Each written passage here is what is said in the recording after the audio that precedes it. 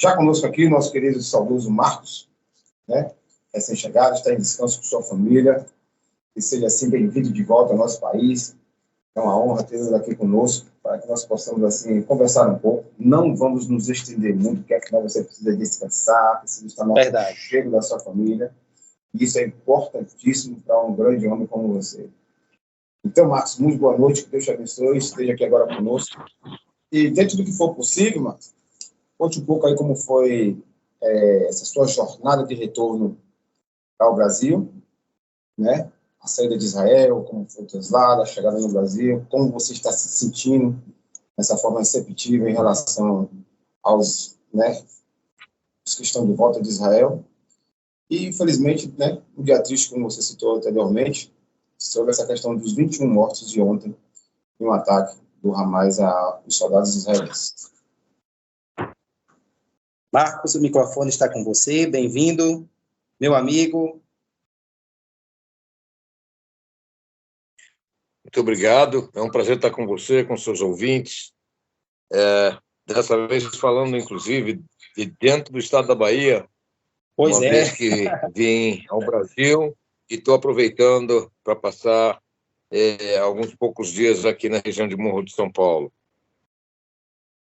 Ok, né? O Marcos, para quem lembra, né, tem pessoas que esteve na conferência do ano passado, a palestra, e está nos ouvindo, aproveitando, mandando aí um alô para a minha amiga, irmã Gorete, ela que também é minha aluna de Krav Maga, está retornando em breve, esteve contigo lá na palestra, Marcos, e amou a palestra, como muitos outros também que estão nos ouvindo, né? O Marcos, que mora no norte de Israel, também o nosso grande correspondente, que sempre que pode está aqui trazendo notícia, informando.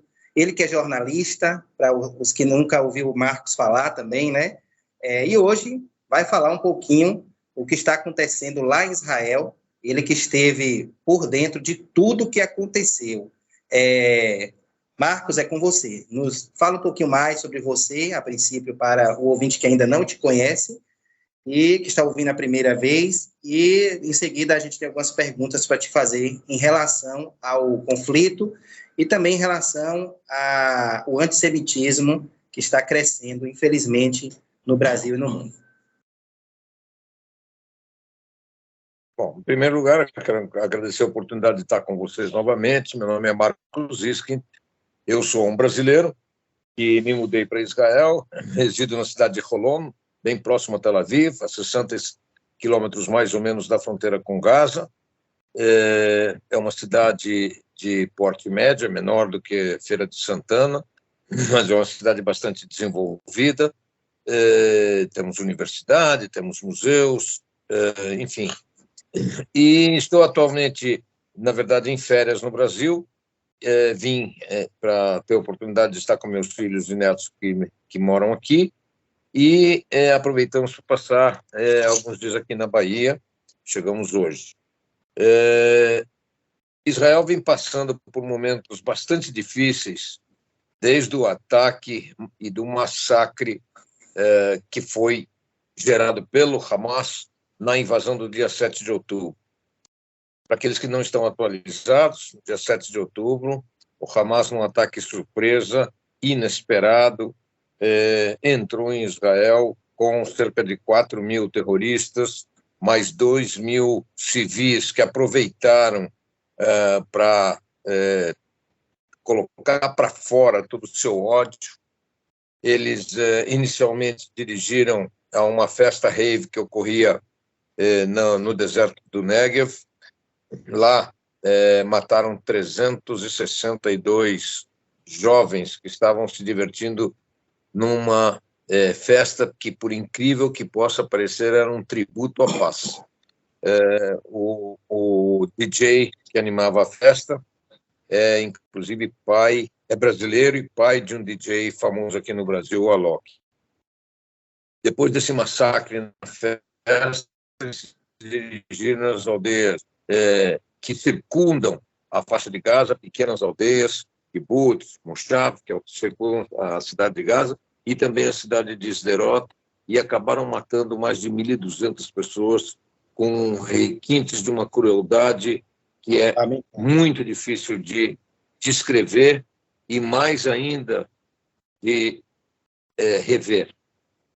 Eles queimaram famílias inteiras vivas, mataram e degolaram 23 crianças nos seus bercinhos, degolaram as crianças. Para quem não sabe, significa que cortaram as cabeças dessas criancinhas. Uma criança de 2 meses e meio foi colocada no forno da casa da família, assada viva, enquanto a mãe era estuprada. Uma outra mulher grávida de 9 meses teve seu ventre rasgado por faca, criança tirada de dentro do ventre e a cabeça matada. E esse é o tipo de inimigo que, infelizmente, atacou Israel. Israel retaliou a partir do dia 8 de outubro, não entrou fisicamente na faixa de Gaza durante alguns dias, colocou 3... sim, esqueci de dizer que eles levaram cerca de um pouquinho menos de 250 reféns para dentro da faixa de Gaza. Esses reféns iam desde um bebê de 9 meses, o Kfir Bibas, que fez 1 ano na última sexta-feira, ainda refém prisioneiro desses ordinários terroristas, até um senhor de 93 anos, então de 9 meses a 93 anos, em todas as faixas etárias intermediárias e há ainda reféns nas mãos dos terroristas. Essa é a situação dramática daquele grupo contra o qual nós lutamos e que não é uma ameaça a Israel. Na verdade, ele é uma ameaça a todo mundo. Se eles conseguirem passar por cima de Israel, não há nenhuma dúvida de que tentarão fazer o mesmo, chegando à Europa inicialmente e depois às Américas. Portanto, o Brasil, infelizmente, também poderá ser uma vítima caso Israel não consiga liquidar com o Hamas. Olha aí, né? Que mensagem Marcos está dando aí para o Brasil e para o mundo. Nós falamos um pouquinho sobre isso, mas não é a mesma coisa de uma pessoa que mora em Israel, que é israelense e brasileira ao mesmo tempo, e que esteve acompanhando tudo. Então, é como eu falei, né? Grande parte da mídia, infelizmente, né, Marcos, você que é jornalista também, sabe que no Brasil, grande parte desinforma, não informa. Então, por isso que nós agradecemos aqui a pessoas como o senhor, que tem trazido a informação direto da fonte, direto de Israel, que presenciou de perto.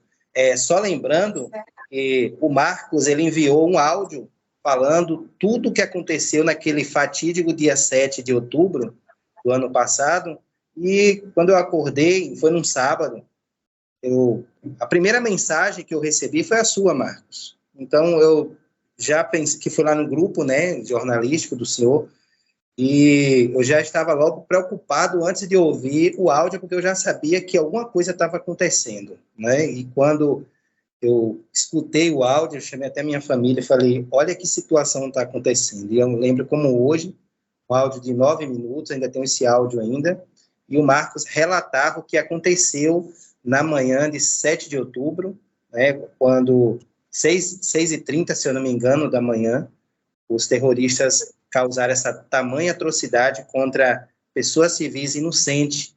E para muitos que não entendem, acham que o conflito é só contra o povo judeu, mas é a verdade, o que todos os judeus estão falando hoje, que se caso Israel não conseguisse derrotar o Hamas iria se espalhar para o mundo inteiro. Agora, por que ele se espalharia, Marcos? Fala aí, dá esse recado aí novamente para o povo brasileiro. Porque se caso Israel não conseguisse, o Hamas iria se espalhar pelo mundo e iria tentar fazer o mesmo com qualquer um.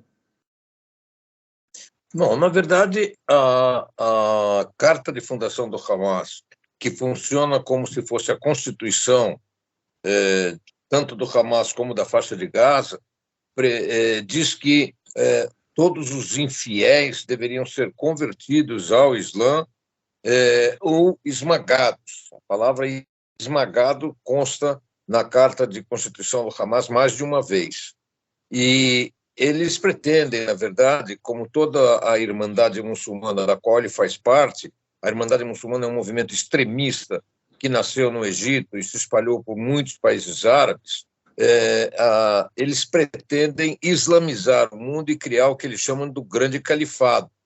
O Hamas é só uma das organizações terroristas afiliadas a essa organização e a essa teoria da Irmandade Muçulmana. Outros grupos, como o ISIS, que, graças a Deus, está contido, não está morto, mas está contido, mas que durante muitos anos andou decapitando cristãos e judeus. Outros grupos afiliados à mesma teoria estão presentes na África, e há informações de que eles se organizam atualmente em 2 áreas no Brasil, uma na fronteira com a Venezuela e outra na cidade de Foz do Iguaçu, na fronteira tríplice entre Brasil, Argentina e Paraguai. Pois é, né? Esse, para quem ligou o rádio agora ou acessou a internet, é o nosso amigo jornalista judeu e também brasileiro Marcos Zisk. Ele que vem falando, né, sobre o que está acontecendo em Israel e trazendo belíssimas informações. Ele que é jornalista, também escritor, ele vai falar um pouquinho mais daqui a pouquinho. O Marcos, o nosso amigo Carlos Júnior, daí de Viragem, nosso amigo, né, nosso colega comercial, ele diz o seguinte: li a carta, a resposta que o Marcos fez a Genuíno, ex-presidente do PT. Muito boa, disse Carlos Júnior, ele está na nossa escuta.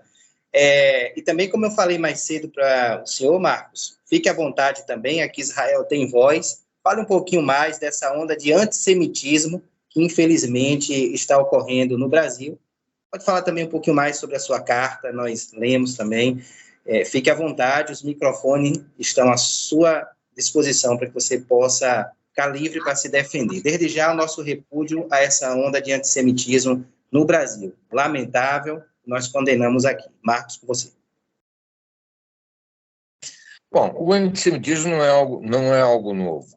O antissemitismo está presente no mundo há muitos séculos e tomou já muitas formas. Já houve época em que o antissemitismo se baseava na questão social, o fato dos judeus tentarem viver em conjunto em comunidades pequenas. Depois houve a fase do antissemitismo religioso, que queriam proibir aos judeus de exercer sua fé. Depois nós tivemos a fase do antissemitismo racial, que dizia que os judeus são uma raça inferior e, portanto, tem que ser extinta. E, atualmente, essa teoria antissemita vestiu uma nova roupagem, ao invés de ser contra os judeus, passou a ser contra o Estado de Israel. O que ocorre no Brasil de sui generis é que, além do Estado de Israel, voltou a perseguição aos judeus, principalmente por parte do atual partido no governo, o PT.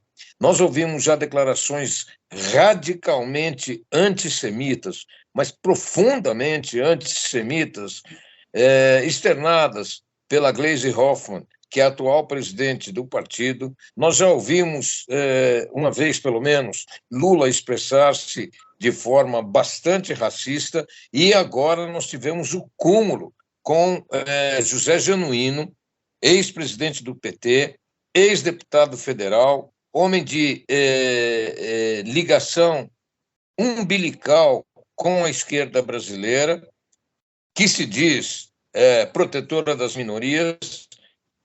Este sujeito, que, vamos lembrar, já esteve preso por corrupção, foi acusado de formação de quadrilha, portanto, tem um passado bastante nebuloso, pois esse sujeito se atreveu a, numa entrevista pública, dizer que o Brasil deveria romper relações econômicas e de segurança com Israel e, ao mesmo tempo, propôs um boicote aos negócios de judeus. Eu quero lembrar que a Segunda Guerra Mundial começa exatamente em 1933, 6 anos antes da primeira batalha militar.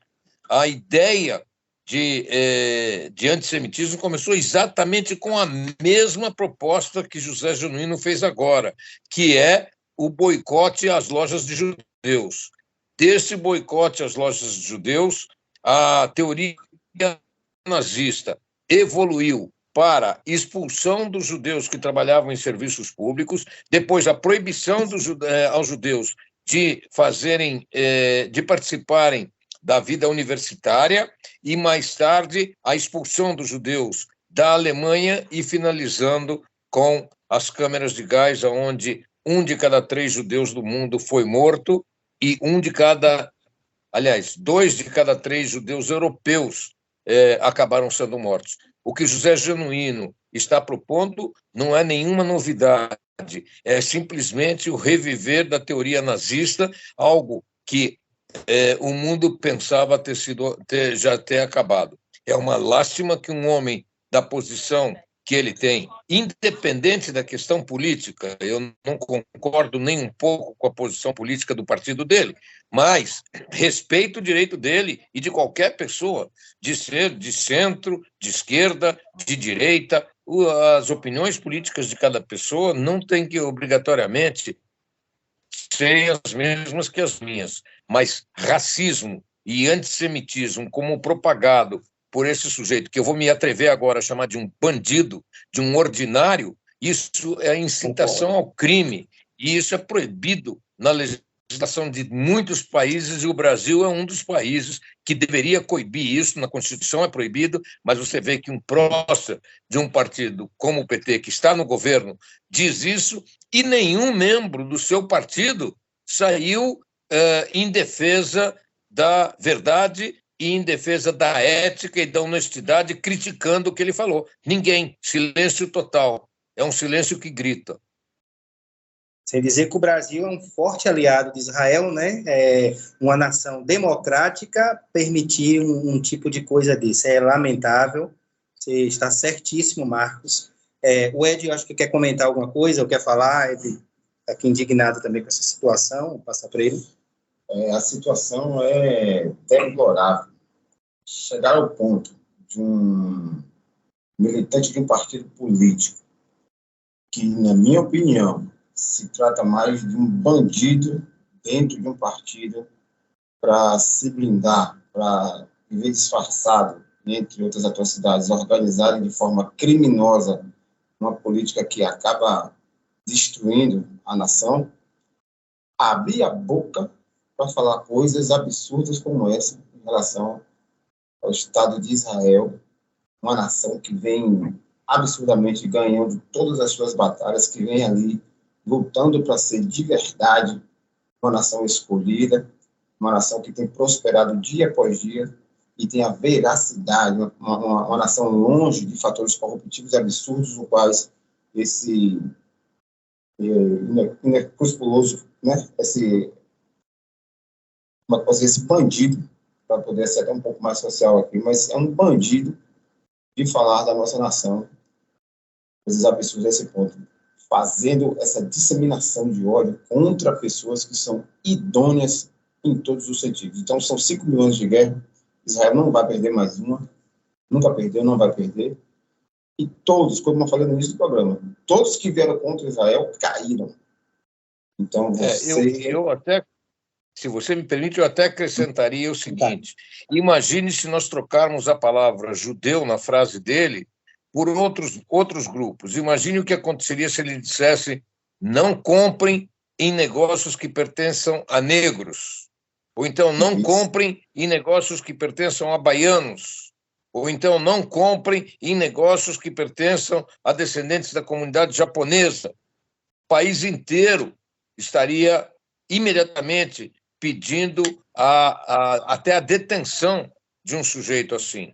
Mas, aparentemente, no caso dos judeus, o PT e os seus aliados, PCB, PCdoB e todos esses movimentos aliados do PT, de nenhum deles saiu uma crítica. Isso é mais doloroso ainda do que o próprio preconceito racista desse desqualificado José Genuíno. O fato de nenhuma liderança, nem do PT e nem dos partidos coligados, criticarem e exigirem a retratação é um absurdo. E eu quero lembrar o seguinte: discordar das políticas israelenses não é antissemitismo.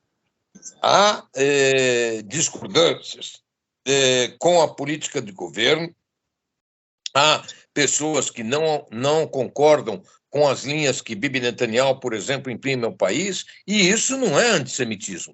Criticar a política de um país é algo perfeitamente lógico, é algo perfeitamente aceitável. Agora, propagar o fim do Estado, propagar a morte dos judeus e propagar o boicote a judeus brasileiros que contribuíram aqui nesse país e vêm contribuindo ao longo de séculos, homem como Noel Núteus, que acabou desenvolvendo tanto esse país, nomes na área de música, na área da medicina, na área da física, na área do ensino, e serem perseguidos e serem discriminados pela fé que professam. Imaginem se amanhã, ao invés de judeus, resolvem perseguir os evangélicos, ou resolvem perseguir os budistas, ou resolvem perseguir seja lá que grupo étnico ou religioso seja.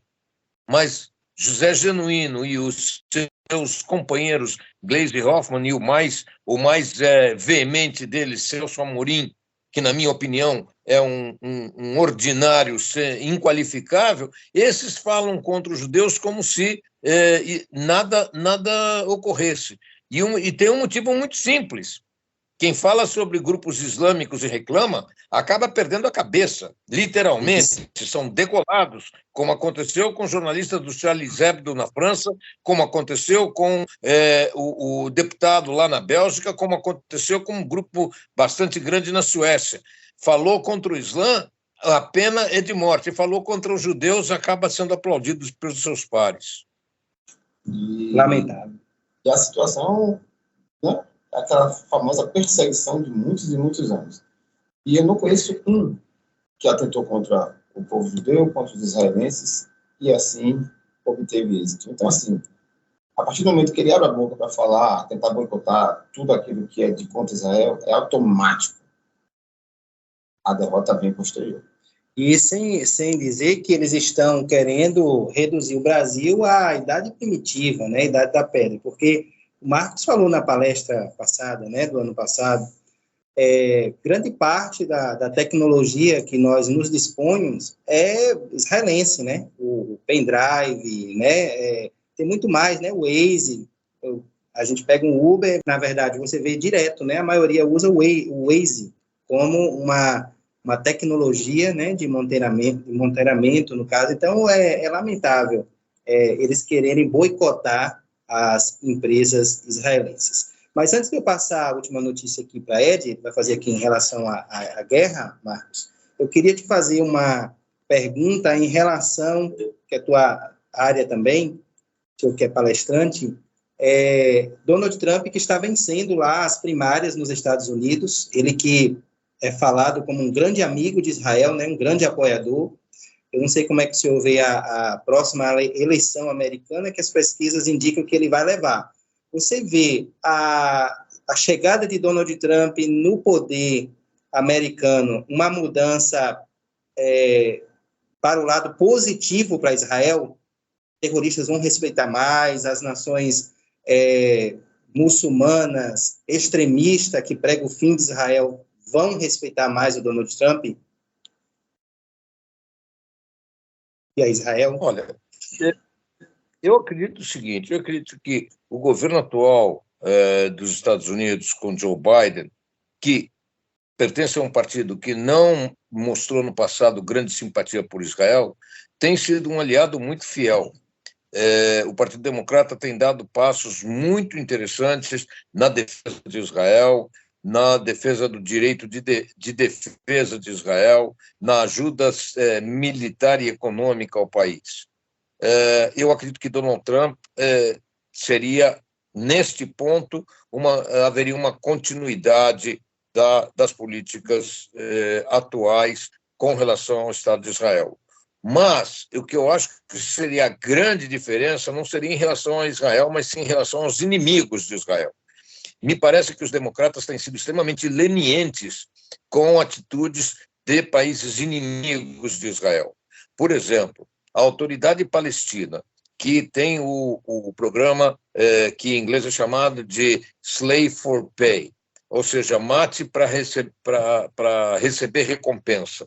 É um programa em que qualquer terrorista que mata israelenses tem direito a um salário vitalício. Se ele for preso, dependendo do número de anos que ele é preso, a recompensa financeira vai subindo conforme o número de anos ao qual ele foi condenado. Então, um sujeito foi condenado a 3 anos, terá uma determinada quantia que ele vai receber para o resto da vida. Mas se ele for condenado a 15 anos, ele vai receber muito mais, porque significa que ele matou mais israelenses, ou a atitude dele foi mais grave.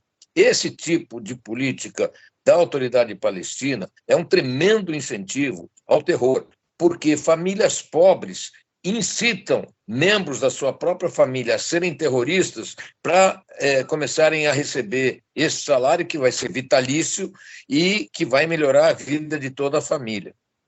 O Partido Democrata e os dirigentes democratas no poder, principalmente Obama, que foi o que mais tolerante foi com esse tipo de política, mas o Joe Biden segue, infelizmente, com políticas similares, e isso, na época Trump, deve acabar.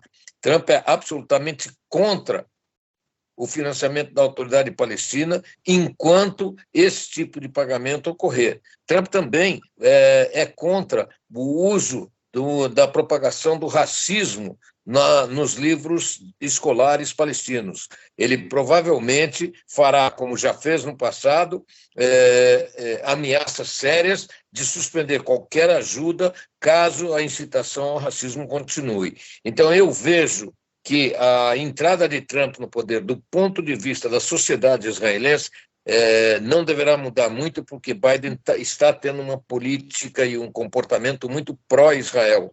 Mas eu acho que os países antagônicos a Israel, caso Trump seja eleito, terão que ter algum tipo de readaptação. Haja visto que no governo anterior foi Trump quem estimulou os acordos abraâmicos, que levou à assinatura de acordos de paz entre Israel e os Emirados Árabes, entre Israel e o Bahrein, entre Israel e o Marrocos, entre Israel e o Sudão. Todos esses acordos foram costurados por Donald Trump. Eu imagino que ele voltará a fazer isso e, quem sabe, cheguemos à paz com a Arábia Saudita. Esse ponto é um ponto importantíssimo. Se atribui todo esse massacre que o Hamas fez à tentativa de evitar que a Arábia Saudita assine um acordo de paz com Israel. Por quê? Porque a Arábia Saudita tem uma proeminência incrível no mundo árabe. E se a Arábia Saudita assinar um acordo de paz com Israel, acredita-se no país que pelo menos outros 13 países árabes seguirão a Arábia Saudita. Eles esperam apenas o passo da Arábia Saudita para darem eles próprios o seu passo. Esse acordo estava sendo costurado e foi interrompido com esse massacre, que provavelmente foi motivado exatamente para tentar evitar com que Israel e a Arábia Saudita estipulassem a paz e, a partir daí, outros 13 países árabes moderados que poderiam seguir. Ok, esse é o Marcos Iski, israelense, judeu, brasileiro e que mora no norte de Israel. Nós estamos chegando ao final do nosso programa, o tempo voou, mas temos aí 1 minuto e meio. O Ed vai fazer sua última pergunta e o Marcos responde rapidamente. Algumas mensagens aqui, infelizmente, não vamos poder ler, que os ouvintes enviaram, mas os ouvintes estão amando o programa. Desde já, para adiantar, vocês podem acompanhar o Marcos através do seu canal, leva seu nome, Marcos Iski, também a sua página no Facebook e também no Instagram. Pois é, Marcos. Um dia fatídico ontem, né, em Israel. Infelizmente, ocorreu ali, né, tombamento de 20 soldados. E como você estava nessa questão do trânsito, né, Israel-Brasil, o que é que você pode relatar um pouco sobre esse acontecimento, esse atentado ontem, através, né, com a arma do RPG do Hamas contra esses soldados israelenses que vieram a tombar ontem? Ontem foi um dia dramático. Forças israelenses estavam preparando um edifício que servia de sede para um dos comandos do grupo terrorista Hamas, para destruir aquele edifício. Infelizmente, um terrorista disparou contra o edifício uma bomba RPG, que é aquelas bombas, lançamentos de granada a partir do ombro, com autoimpulsionador. A explosão da granada contra o prédio fez com que os explosivos que estavam sendo depositados para fazer a implosão do prédio explodissem antes da hora, e 24 soldados israelenses, infelizmente, caíram nesse triste acontecimento. Não acredito que os terroristas do Hamas soubessem quanta gente havia dentro do edifício. Acho que foi uma fatalidade inacreditável, mas foi desde o dia 8/10, o dia em que Israel perdeu o maior número de soldados nesta batalha na faixa de Gaza. O país está extremamente entristecido. Para ter uma ideia, shows foram cancelados, programas de televisão passaram a tocar música bastante triste. O país está extremamente abalado com a perda de tantos jovens valiosos que caíram nesse ataque. Ok, esse é o nosso amigo Marcos Iski, jornalista israelense. Marcos, muito obrigado pela sua participação. Conte sempre com o programa A Voz de Israel. E como eu sempre tenho dito, aqui Israel tem voz. E brevemente o Marcos Iski aqui conosco novamente para trazer uma belíssima palestra que impactou a nossa cidade e também anunciar nossas parcerias aí, trazendo tecnologia para a área da medicina, do agronegócio, enfim. É isso aí, Marcos. É um prazer. Agradeço muito o espaço, Leomar, agradeço muito o espaço a você também e aos seus ouvintes um convite, venham conhecer a maravilha que é Israel. Muito obrigado, Marcos. É um prazer dividir a bancada contigo. Saber assim que é uma honra imensurável, em nome da sua grandeza, da sua projeção, estar aqui conosco, conversando, debatendo sobre assuntos, falando desse país maravilhoso que é Israel. Agradeço pela sua compreensão, pela sua participação e que Deus te abençoe esses dias de descanso aí em Morro de São Paulo com sua família. Aproveite o máximo que puder, porque família é família e não tem melhor lugar para estar nesse momento.